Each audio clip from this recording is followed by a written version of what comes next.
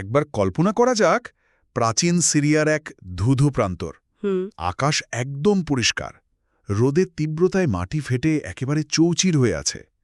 একজন আদিম কৃষক আকাশের দিকে তাকিয়ে আছেন, আর তার চোখের সামনে নিজের ফসল জ্বলে পুড়ে যাচ্ছে। মানে এক ফোঁটা বৃষ্টির জন্য হাহাকার করছেন তিনি। ঠিক তাই, এমন এক শক্তির কাছে প্রার্থনা করছেন যাকে তিনি একই সাথে জীবনের পরম ত্রাতা আর ভয়ঙ্কর ধ্বংসকারী বলে মনে করেন। কারণ মেঘ না আসা মানে তো শুধু খরা নয়, এর অর্থ হল নিশ্চিত মৃত্যু।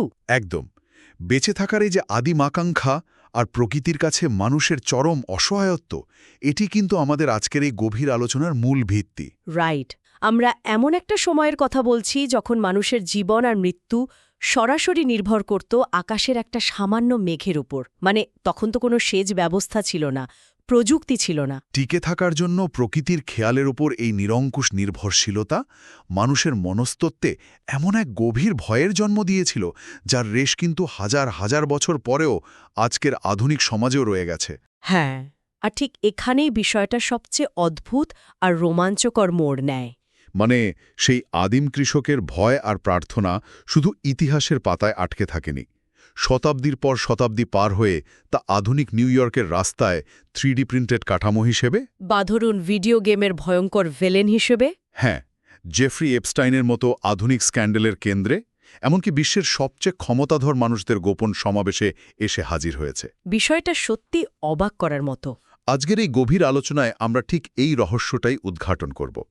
আমাদের তথ্যের ভিত্তি হিসেবে থাকছে প্রাচীন উগারিটিক লিপি, উইকিপিডিয়ার ঐতিহাসিক তথ্য এবং দ্য টাইমস অফ ইন্ডিয়া আর দ্য গার্ডিয়ানের মতো সংবাদ মাধ্যমের প্রতিবেদনও থাকছে। রাইট। সাথে ধর্মীয় মতবাদ আর বেশ কিছু বিশ্লেষণধর্মী তথ্যচিত্র তো আছেই। আমাদের মূল উদ্দেশ্য হল পৌরাণিক কাহিনী আর বাস্তবতার মধ্যকার পার্থক্য ঘুচিয়ে দেখা, যে কেন হাজার হাজার বছর পরেও মানুষ সমাজ বাল বা BAAL নামক এই প্রাচীন চরিত্রটিকে ঘিরে আবর্তিত হচ্ছে। আচ্ছা, পুরো ব্যাপারটা একটু ভেঙে দেখা যাক, তাই না? হ্যাঁ, প্রাচীন মধ্যপ্রাচ্যের এক কৃষিনির্ভর দেবতা কিভাবে আধুনিক বিশ্বের সবচেয়ে বড় ষড়যন্ত্র তত্ত্বগুলোর কেন্দ্রে চলে এলেন। এই রূপান্তরের পেছনের মেকানিজম বা প্রক্রিয়াটা বুঝতে হলে আমাদের একটু ফিরে যেতে হবে প্রাচীন মেসোপটেমিয়া আর লেভান্ত অঞ্চলের ভূগোলে, যা আজকের সিরিয়া, লেবানন বা ফিলিস্তিন। আচ্ছা। প্রাচীন মেসোপটেমিয়া বা মিশরের মানুষ তো কৃষিকাজের জন্য টাইগ্রেস, ইউফ্রেটিস বা নীল নদের উপর নির্ভরশীল ছিল। তাদের কাছে নদীর পানির একটা নিশ্চয়তা ছিল। কিন্তু পশ্চিম দিকে লেভান্ত অঞ্চলে তো কৃষিকাজ ছিল সম্পূর্ণ বৃষ্টির ওপর নির্ভরশীল। ঠিক ধরেছেন। বৃষ্টি না এলে মাটি শুকিয়ে একেবারে পাথর হয়ে যেত। এই যে প্রাকৃতিক অসহায়ত্ব, এখান থেকেই জন্ম নেয় হাদাদ নামক বজ্র ও বৃষ্টির দেবতার ধারণা। হাদাদ? হ্যাঁ, মেঘের গর্জন শুনলে তারা মনে করত হাদাদ তাদের জন্য জীবন নিয়ে আসছেন। আমি উইকিপিডিয়ার সোর্সগুলো ঘাঁটতে গিয়ে একটা অদ্ভুত জিনিস দেখলাম। হাদাদ নামটা একসময় হারিয়ে যায়, আর মানুষ তাকে ডাকতে শুরু করে বাল বলে। কিন্তু হিব্রু বা সেমিটিক ভাষায় তো বাল স্রেফ মালিক বা প্রভু। রাইট। এটা তো নির্দিষ্ট কোনো নামই না, এটা তো একটা টাইটেল বা উপাধি। অর্থাৎ মানুষ এতটাই ভীত এবং অনুগত হয়ে পড়েছিল যে তারা দেবতার আসল নাম ধরে ডাকার সাহসও হয়তো হারিয়ে ফেলেছিল। ভাষার এই বিবর্তনটা আসলে মানুষের মনস্তত্ত্বের একটা বড় পরিবর্তনকে নির্দেশ করে। বিষয়টা একটু বুঝিয়ে বলবেন? 1928 সালে উত্তর পশ্চিম সিরিয়ার উগারিত শহরের ধ্বংসাবশেষে কিছু মাটির ফলক আবিষ্কৃত হয়, যা বাল সাইকেল বা BAAL সাইকেল নামে পরিচিত। আচ্ছা। এই লিপিগুলো শুধু কোনো রূপকথা নয়, বরং প্রকৃতির ঋতুচক্রের এক মহাজাগতিক ব্যাখ্যা। লিপিগুলোতে দেখা যায় হাদাদ বা বাল সমুদ্রের দেবতা ইয়াম এবং মৃত্যুর দেবতা মত সাথে যুদ্ধে লিপ্ত হন। ইয়াম আর মত? হ্যাঁ, ইয়াম হল জলোচ্ছ্বাস বা বন্যার প্রতীক, আর মত হল খরা এবং মৃত্যুর প্রতীক। তো বাল খরা বা মৃত্যুর দেবতার কাছে আটকে পড়েন, যার ফলে পৃথিবীতে নেমে আসে শুষ্কতা। ও, যতক্ষণ না তার বোন এবং স্ত্রী আনাথ তাকে উদ্ধার করেন, পৃথিবীতে বৃষ্টি ফিরে আসে না। একদম। প্রাচীন যুগের মানুষ বিশ্বাস করত যে তাদের আচার অনুষ্ঠান আর প্রার্থনার উপরই নির্ভর করছে বাল এই যুদ্ধে জিতবেন কিনা। মানে খরা আর অনাহারের হাত থেকে বাঁচতে মানুষ এমন এক দেবতার ওপর নির্ভর করতে শুরু করেছিল যাকে তারা প্রচণ্ড ভয় পেত। এটি যেন প্রাচীন যুগের একটা বীমা বা ইন্স্যুরেন্স পলিসি। দারুণ একটা উপমা দিয়েছেন। ফসল বাঁচাতে হলে প্রকৃতির কাছে প্রিমিয়াম দিতে হবে। আর মানুষ কেবল একটা মূর্তির পূজা করছিল না, তারা পূজা করছিল কারণ তাদের ভেতর চরম নিরাপত্তাহীনতা কাজ করছিল।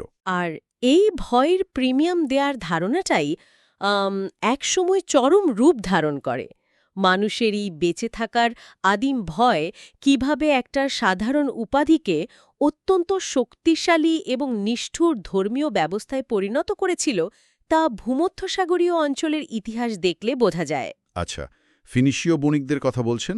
হ্যাঁ, ফিনিশীয় বণিকরা যখন বাণিজ্য শুরু করে তারা এই বাল উপাসনাকে তাদের সাথে নিয়ে যায় সাইপ্রাস, মাল্টা, সার্ডিনিয়া আর উত্তর আফ্রিকার কার্থেজ পর্যন্ত। কার্থেজের কথাই মনে পড়ল, এই অংশটা তো রীতিমতো শিওরে ওঠার মতো। আমাদের সূত্রগুলোতে তোফেত বা পবিত্র স্থানগুলোর যে বর্ণনা দেয়া আছে তা যে কোনো আধুনিক মানুষের কাছেই কল্পনাতীত মনে হবে। গ্রিক ঐতিহাসিক ডিওডরাস সিকুলাস আর রোমান লেখক প্লুটার্কের বর্ণনায় এই ভয়াবহ প্রথার উল্লেখ পাওয়া যায়। বর্ণনাটা আসলে কেমন ছিল? গ্রিক আর রোমান ঐতিহাসিকদের বর্ণনা অনুযায়ী কার্থেজে ১৫ থেকে ২০ মিটার উঁচু একটা ব্রোঞ্জের মূর্তি ছিল। মূর্তির মাথাটি ছিল শিংযুক্ত আর এর ২ হাত সামনের দিকে প্রসারিত এবং নিচের দিকে হেলানো ছিল। আচ্ছা। এই মূর্তির নিচে জ্বলত এক বিশাল অগ্নিকুণ্ড। যখন শহরে বড় ধরনের খরা, দুর্ভিক্ষ বা শত্রুর আক্রমণ হতো তখন দেবতাদের শান্ত করতে মানুষ তাদের নিজেদের সন্তানদের সেই প্রসারিত হাতের উপর রাখত। ওরে বাবা! সেখান থেকে গড়িয়ে শিশুরা সরাসরি সেই জ্বলন্ত অগ্নিকুণ্ডে পড়ে যেত। কিন্তু একটা বিষয় আমার মাথায় কিছুতেই ঢুকছে না, এত নিষ্ঠুরতা। মানে নিজের সন্তানকে বলি দেওয়ার মতো অবর্ণনীয় একটা প্রথা মানুষ কেন বিনা বাক্যে মানে নিত? এটি কি শুধুই অন্ধবিশ্বাস ছিল? আসলে কারণ সূত্রগুলোতে তো বলা আছে এই সময় মায়েদের কান্না করা পর্যন্ত কঠোরভাবে নিষিদ্ধ ছিল। ঢাক আর শিঙ্গা বাজানো হতো যাতে শিশুদের চিৎকার শোনা না যায়। কোনো সুস্থ মস্তিষ্কের মানুষ শুধু বিশ্বাসের বশবর্তী হয়ে এমনটা করতে পারে বলে তো মনে হয় না। না, পারে না। এর পেছনে কি অভিজাত পুরোহিতদের তৈরি করা কোনো রাজনৈতিক বা অর্থনৈতিক চাপ ছিল না? একদম ঠিক ধরেছেন। এটা ছিল ধর্ম, রাজনীতি আর ক্ষমতার এক নিখুঁত ও ভয়ঙ্কর মিশ্রণ। একটু গভীরে গিয়ে ভাবলে দেখা যাবে মানুষের মনে এই বিশ্বাস ঢুকিয়ে দেওয়া হয়েছিল যে সবচেয়ে মূল্যবান সম্পদ বিসর্জন দিলেই কেবল সমাজ ধ্বংসের হাত থেকে বাঁচবে। মানে পুরোহিতরা এই ভয়কে সুকৌশলে কাজে লাগিয়ে সমাজকে নিয়ন্ত্রণ করত। রাইট। আর ওই যে বললেন মায়েদের কান্না করতে নিষেধ করার বিষয়টা, এর পেছনেও একটা মনস্তাত্ত্বিক কারণ ছিল। কী রকম? চোখের জল ফেললে নৈবেদ্য অসম্পূর্ণ থেকে যাবে এমন বিধান জারি করে তারা পুরো প্রক্রিয়াটিতে মানুষের স্বেচ্ছায় অংশগ্রহণের একটা বিভ্রম তৈরি করেছিল। যদি কেউ কান্না করত তবে তাকে সমাজের শত্রু বা দেবতার ক্রোধ ডেকে আনার কারণ হিসেবে চিহ্নিত করা হতো। বুঝতে পেরেছি। এটি ছিল এক ধরনের সামাজিক নিয়ন্ত্রণ ব্যবস্থা, যেখানে ভয়কে প্রাতিষ্ঠানিক রূপ দেওয়া হয়েছিল। এই একই ক্ষমতার দ্বন্দ্ব আমরা বাইবেলেও দেখতে পাই, বিশেষ করে প্রাচীন ইসরায়েলের ইতিহাসে। হ্যাঁ, বাইবেলের সেই বিখ্যাত কাহিনীর কথা মনে পড়ছে, রানী জেজেবেল বা ইজেবেলের শাসনামল। তিনি যখন টায়ার থেকে ইসরায়েলে আসেন তখন তিনি বালের ৪৫০ জন পুরোহিতকে সাথে নিয়ে এসেছিলেন, তাই না? এবং পুরো অঞ্চলে বালের উপাসনাকে এক প্রকার রাষ্ট্রীয় ধর্মে পরিণত করেছিলেন। আর তখনই শুরু হয় সেই ঐতিহাসিক সংঘাত। নবী এলিজা বা ইলিয়াস মাউন্ট কার্মেলে বালের সেই ৪৫০ জন পুরোহিতের সাথে এক ঐতিহাসিক প্রতিযোগিতায় বা লড়াইয়ে নামেন। তখন তো টানা ৩ বছরের চরম খরা চলছিল, চারদিকে হাহাকার। এলিজা চ্যালেঞ্জ করেন যে কার ঈশ্বর আকাশ থেকে আগুন নামিয়ে আনতে পারেন। বালের পুরোহিতরা সারাদিন নেচে গেয়ে চরম উন্মাদনায় নিজেদের শরীর কেটে রক্তাক্ত করেও কোনো উত্তর পায়নি। কিন্তু বাইবেলের বর্ণনা অনুযায়ী এলিজার প্রার্থনায় আকাশ থেকে আগুন নেমে আসে আর এরপরই মুষলধারে বৃষ্টি শুরু হয়। এই পরাজয়গুলোর পরেই তো বাল ধীরে ধীরে দেবতা থেকে দানবে পরিণত হতে শুরু করে, তাই না? কারণ আজকের পপ কালচার বা সাহিত্যে বালকে তো আর বৃষ্টির দেবতা হিসেবে দেখা হয় না, তাকে চূড়ান্ত ভিলেন বা শয়তান হিসেবেই চিত্রায়িত করা হয়। হ্যাঁ, হিহুবিয়েনুং পরবর্তীতে খ্রিস্টান ধর্মতত্ত্বের প্রসারের সাথে সাথে এই রূপান্তরটা ঘটতে থাকে। তবে এই দানবে পরিণত হওয়ার প্রক্রিয়াটা কিন্তু এক রাতে হয়নি। আচ্ছা। এটা ছিল একটা সাংস্কৃতিক বিজয়ের প্রতীক। বিজয়ী ধর্ম পরাজিত দেবতা সত্তাকে একেবারে মুছে না ফেলে তাকে শয়তানের রূপ দেয়। বাইবেলে তাকে বেলজেবুব বলা হয়েছে। বেলজেবুব? হ্যাঁ, মজার বিষয় হল বালের একটি মূল উপাধি ছিল বালজেবুল, যার অর্থ স্বর্গীয় আবাসস্থলের প্রভু। বিরোধীরা একে বিদ্রূপ করে নাম দেয় বালজেবুব, যার অর্থ দাঁড়ায় মাছিদের প্রভু বা লর্ড অফ দ্য ফ্লাইজ। মানে একটা উপহাস। একদম। তাকে ফিলিস্তিনদের মাছের দেবতা ডাগনের সাথেও সম্পর্কিত করা হয়। এভাবেই একজন প্রতাপশালী দেবতা এক বিভৎস দানবে রূপান্তরিত হন। জন মিল্টনের প্যারাডাইজ লস্ট মহাকাব্যে শয়তানের অনুচর হিসাবে বালিমের উল্লেখ আছে দেখলাম, আর আধুনিক যুগের পপ কালচারের কথা তো বলাই বাহুল্য। আমেরিকান হরর স্টোরিজে বালকে এক ভয়ঙ্কর শয়তান হিসেবে দেখানো হয়েছে। ভিডিও গেমের জগতেও সে এক অতি পরিচিত নাম। ডায়াবলো 2 এর ফাইনাল বস হল বাল। হ্যাঁ, গেমারদের কাছে খুব পরিচিত নাম। বালডিউরাস গেট গেমটিতে সে হল গড অফ মার্ডার বা খুনের দেবতা। এমনকি ওয়ারহ্যামার 40K বা কাসলভেনিয়াতেও তোর উপস্থিতি আছে।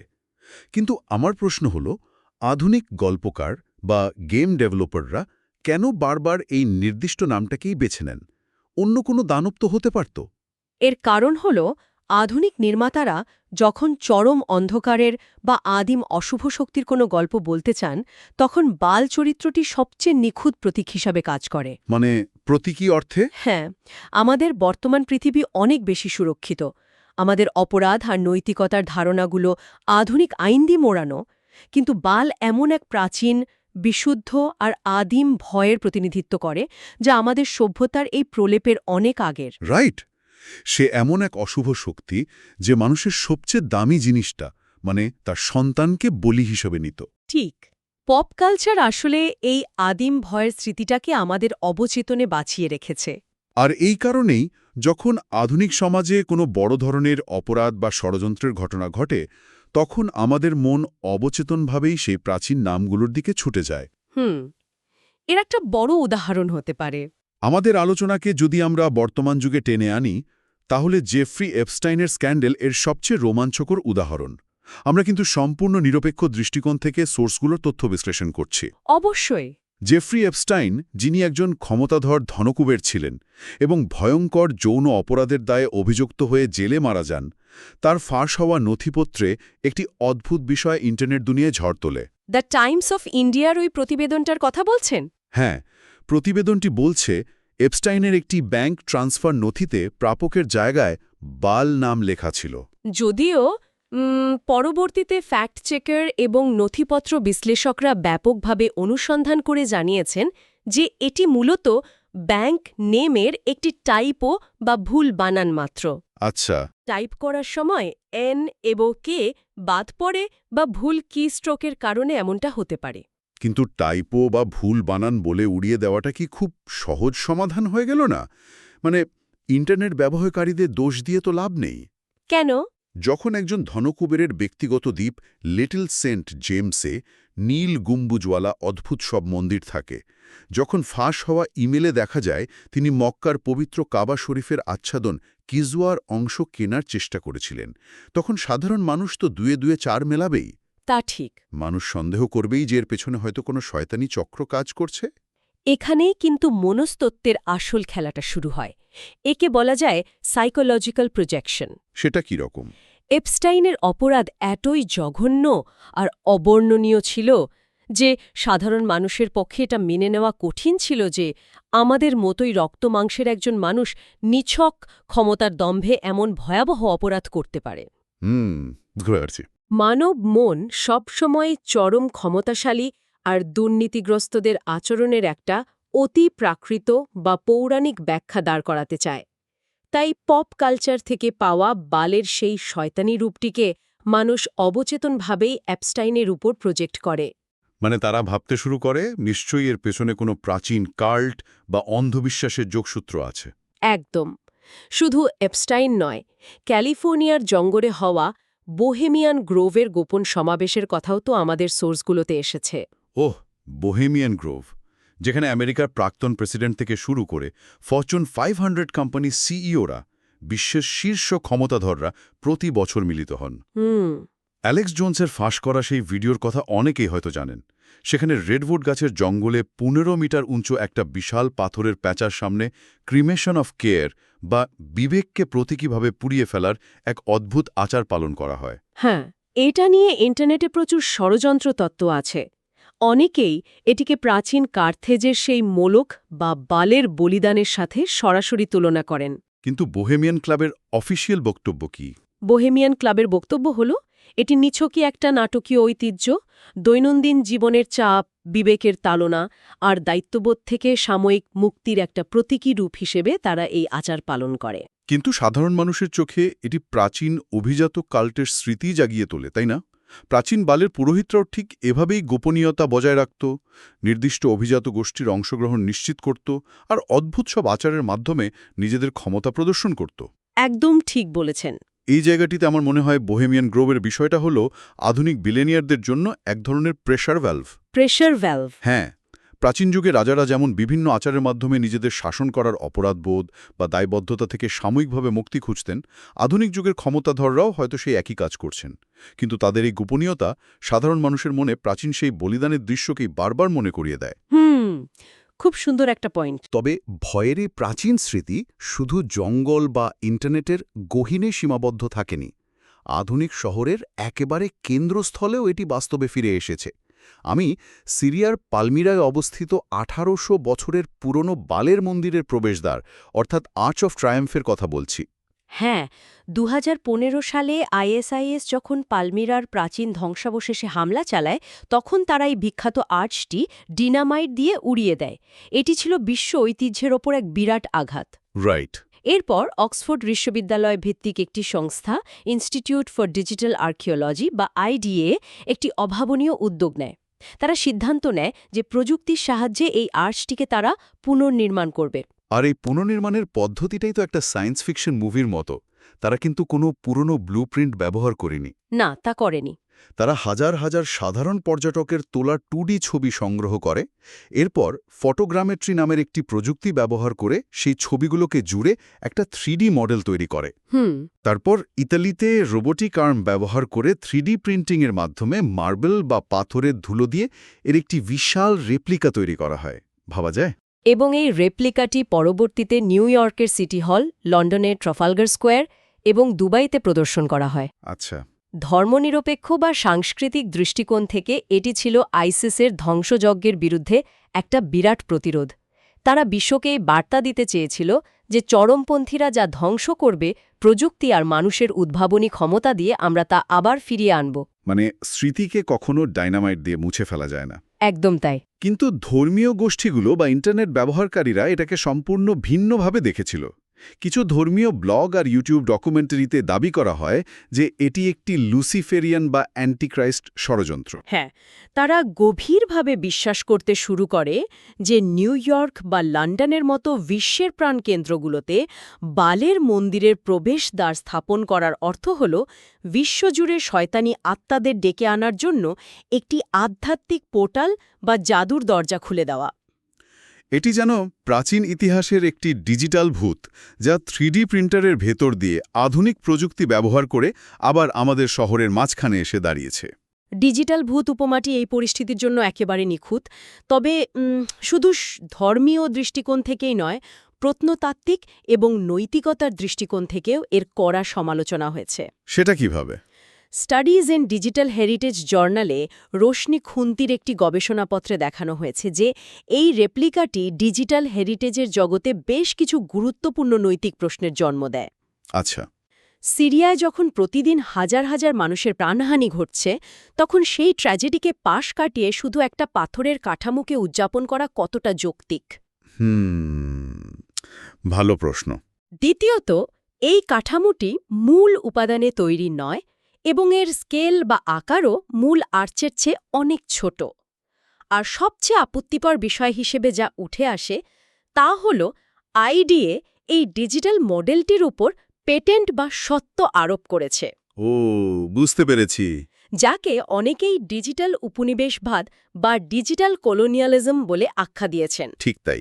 কাঠামোগতভাবে বালের মন্দিরের রেপ্লিকা যেমন নিউ ইয়র্কের রাস্তায় ফিরে এসেছে, ঠিক তেমনি কিছু সমাজ বিশ্লেষকের মতে আদর্শগতভাবেও আধুনিক সমাজে এই প্রাচীন দেবতারা ফিরে এসেছেন। হ্যাঁ, জনাথন খান তার the return of the gods বইটিতে এই দাবিটি অত্যন্ত জোরালোভাবে উপস্থাপন করেছেন। কানের মূল বক্তব্যটি বেশ ভাবনার উদ্রেক করে। তার মতে বাল ইশতার বা মোলক শুধু প্রাচীন ইতিহাসের কোনো অধ্যায় নয়, এরা হারিয়েও যায়নি। এরা পশ্চিমা সভ্যতায় ভিন্ন রূপে ফিরে আসা সত্তা। তিনি ওয়াল স্ট্রিটের সেই বিখ্যাত ব্রোঞ্জের ষাঁড়টিকে মানে চার্জিং বুলকে বালের আধুনিক প্রতীক হিসেবে কল্পনা করেছেন। কারণ প্রাচীন যুগে বালের প্রতীক ছিল ষাঁড়, যা উর্বরতা এবং ক্ষমতার প্রতিনিধিত্ব করত। একদম। আধুনিক মানুষ হয়তো এখন আর আক্ষরিক অর্থে মূর্তি পূজা করে না, কিন্তু জনাথন কার্নের মতে আমরা সম্পদের প্রতি যে অন্ধ মোহ দেখাচ্ছি, ক্ষণস্থায়ী শারীরিক আনন্দ বা ক্ষমতাকে যেভাবে জীবনের একমাত্র লক্ষ্য বানাচ্ছি, এগুলো তো আসলে আধুনিক যুগের বাল উপাসনা। রাইট। প্রাচীন যুগে মানুষ খরা এবং অনাহারের ভয়ে বালের বেদিতে নিজেদের সবচেয়ে প্রিয় জিনিস মানে নিজেদের সন্তানদের বলি দিত। আজ আমরা হয়তো ব্রোঞ্জের মূর্তির আগুনে কাউকে ছুঁড়ে ফেলছি না, কিন্তু আমাদের একটু ভেবে দেখা উচিত অর্থনৈতিক অনিশ্চয়তার ভয়ে, কেরিয়ারের অন্ধ প্রতিযোগিতায় আর সামাজিকভাবে সফল হওয়ার এই অবিরাম ইঁদুর দৌড়ে আমরা কি প্রতিদিন আমাদের অমূল্য সময়, মানসিক শান্তি, পারিবারিক বন্ধন আর নৈতিকতাকে প্রতিনিয়ত বলি দিচ্ছি না? এটি একটা গভীর মনস্তাত্ত্বিক সত্যটি সামনে নিয়ে আসে। আধুনিক মানুষ মনে করে তারা প্রযুক্তি এবং যুক্তির চরম উৎকর্ষের যুগে বাস করছে, কিন্তু আশ্চর্যের বিষয় হল আমাদের ভেতরের সেই আদিম ভয়, অনিশ্চয়তা আর ক্ষমতার মোহ আজও বদলায়নি। একদম ঠিক বলেছেন। আমরা আজও এমন এক ব্যবস্থার কাছে নিজেদের সমর্পণ করে রেখেছি যা আমাদের গ্রাস করে নিচ্ছে। ইতিহাস কখনো পুরোপুরি মুছে যায় না, শুধু তার রূপ বদলায়। প্রাচীন মেসোপটেমিয়ার ঝড়ের দেবতা থেকে শুরু করে বাইবেলের দানব, ভিডিও গেমের ভিলেন আর আধুনিক ষড়যন্ত্র তত্ত্বের কেন্দ্রবিন্দু বাল আসলে মানব চরিত্রের সেই অবিচ্ছেদ্য অন্ধকারেরই প্রতিচ্ছবি। এই জ্ঞান আমাদেরকে আজকের তথ্য বিস্ফোরণের যুগে ক্ষমতা, দুর্নীতি আর মানুষের ভয়কে আরও গভীরভাবে বুঝতে সাহায্য করে। ঠিক। আমাদের আজকের আলোচনার একেবারে শেষে এসে আমি একটি বিশেষ প্রত্নতাত্ত্বিক নিদর্শনের কথা উল্লেখ করতে চাই, যা আমাদের সবার জন্য একটা বড় চিন্তার খোরাক হতে পারে। কুন্তিলেত আজরুদের শিলালিপির কথা বলছেন? হ্যাঁ, ১৯৭৫ সালে সিনাই মরুভূমির কুন্তিলেত আজরুদ নামক স্থানে একটি প্রাচীন শিলালিপি পাওয়া যায়। সেখানে লেখা ছিল ইয়াহওয়ে এবং তার আশেরা। আচ্ছা। এই লিপি থেকে ঐতিহাসিকরা দেখতে পান যে প্রাচীন ইসরায়েলিরা খরার ভয়ে একই সাথে নিজেদের ঈশ্বর এবং বালের উপাসনা করত। তারা আসলে কোনো ঝুঁকি নিতে চায়নি। খরা থেকে বাঁচতে তারা দুই দিকেই নিজেদের আনুগত্য বজায় রেখেছিল। মানে জাস্ট ইন কেস। হ্যাঁ, জাস্ট ইন কেস। আমাদের মনে হতেই পারে যে আধুনিক যুগের মানুষ হিসেবে আমরা কি ঠিক একই কাজ করছি না? একদিকে আমরা আধুনিকতা, যুক্তি, বিজ্ঞান বা উচ্চতর নৈতিকতার কথা বলছি, অন্যদিকে ভবিষ্যতের নিরাপত্তাহীনতা থেকে বাঁচতে আধুনিক বাল অর্থাৎ লাগামহীন পুঁজিবাদ এবং ক্ষমতার মোহ এর বেধিতে প্রতিদিন নিজেদের আত্মাকে বলি দিচ্ছি। আমরা কি অর্থনৈতিক নিরাপত্তার সেই আদিম ইন্স্যুরেন্স পলিসি বা বীমা কেনার জন্য আমাদের প্রতিদিনকার নৈতিকতাকে প্রিমিয়াম হিসেবে ব্যবহার করছি না? খুব প্রাসঙ্গিক একটা প্রশ্ন। মানব সভ্যতার এতগুলো বছর পার হয়ে আসার পরও আমাদের ভেতরের সেই আদিম কৃষকের ভয় কি সত্যিই দূর হয়েছে? এই প্রশ্নটি আপনাদের চিন্তার জগতে সমাধানের জন্য রেখে দিয়ে আজকের মতো আমাদের এই গভীর আলোচনা বা জ্ঞানানুসন্ধান এখানেই শেষ করছি।